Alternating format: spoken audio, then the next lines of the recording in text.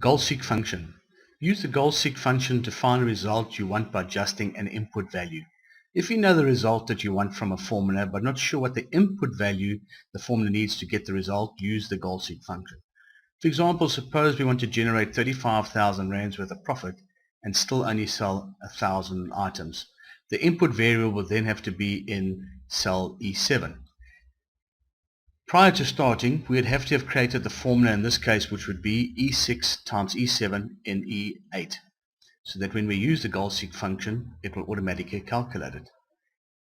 If we go into the Data tab, What If Analysis, and goal-seek, it'll ask you to set which cell. In this case, we're going to say set cell E8 to 35,000 Rand by changing the input value in E7.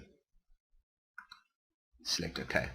And you'll see now that it's automatically calculated the value and told you that the selling price per item would have to be 35 Rand.